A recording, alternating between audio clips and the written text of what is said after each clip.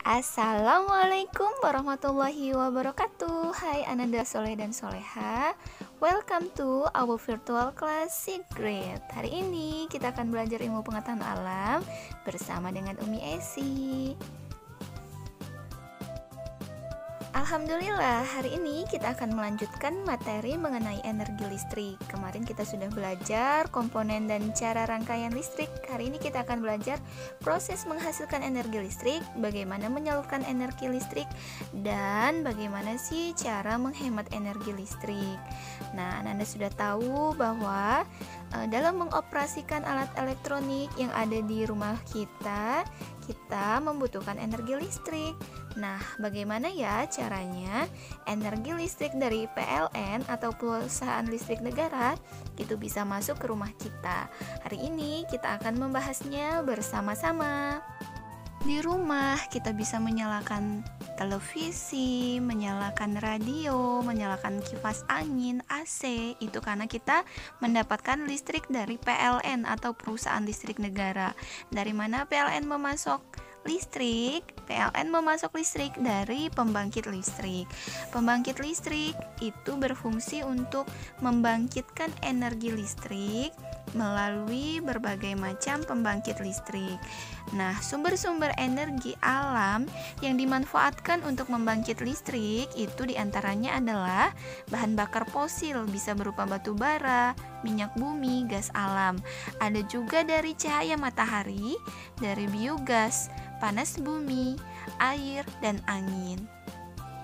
Nah, contoh-contoh pembangkit listrik yang ada di sekitar kita itu ada, yang pertama adalah PLTA, pembangkit listrik tenaga air, PLTU, pembangkit listrik tenaga uap, PLTD, pembangkit listrik tenaga diesel, PLTBio, yaitu pembangkit listrik tenaga biogas, PLTS, pembangkit listrik tenaga surya, adalah PLTPB, yaitu pembangkit listrik tenaga panas bumi.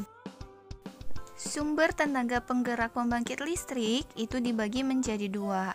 Ada pembangkit listrik tenaga termal, yang kedua adalah pembangkit listrik tenaga hidro.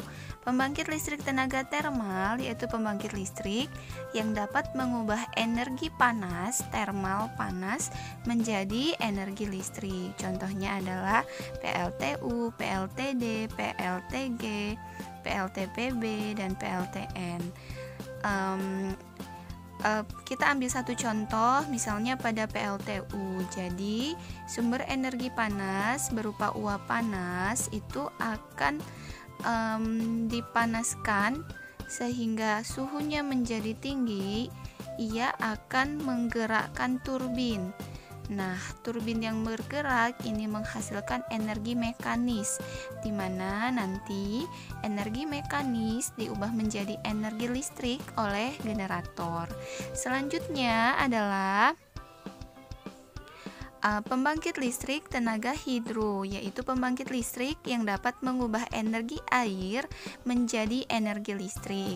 Ini ada beberapa contoh seperti pembangkit listrik tenaga air PLTA, pembangkit listrik tenaga mikrohidro, dan pembangkit listrik tenaga makrohidro. Nah, pembangkit listrik yang dapat mengubah energi air menjadi energi listrik, ini kita ambil contoh adalah PLTA, pembangkit listrik tenaga air, di mana sumber energi gerak air ini akan bisa menggerakkan turbin, kemudian energi mekanis diubah menjadi energi listrik oleh generator. Selanjutnya, bagaimana proses menghasilkan energi listrik? Kita lihat di sini ada skema kerja pembangkit listrik tenaga air.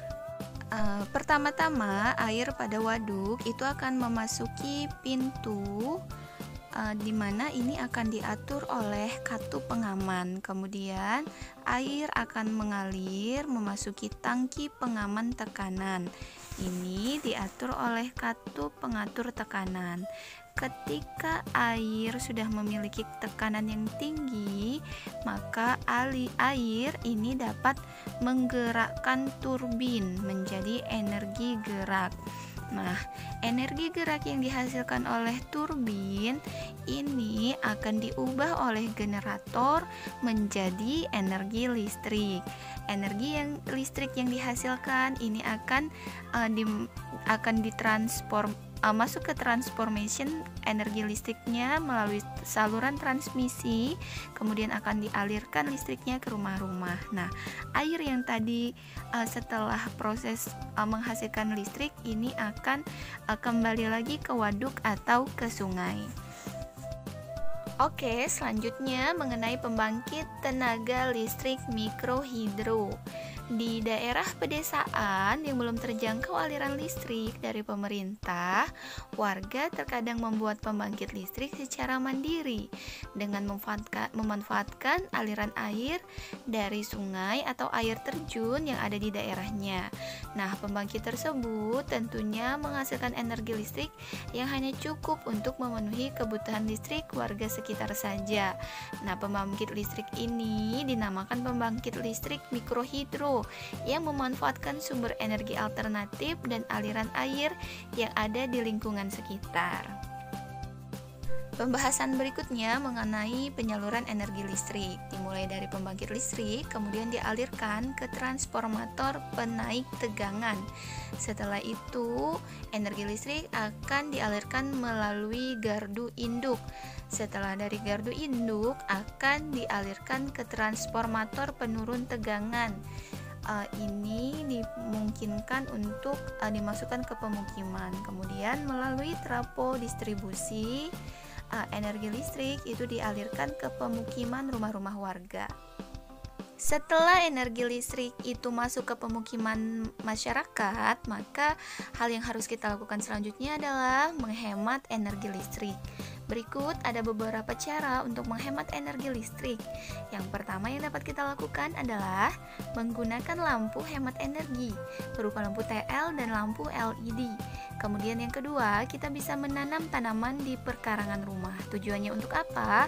Tujuannya untuk mengurangi penggunaan AC atau kipas angin sehingga kita bisa lebih hemat energi listrik. Yang ketiga adalah memanfaatkan cahaya matahari sebagai penerangan rumah pada pagi hingga sore hari. Jadi lampu dinyalakan pada malam hari.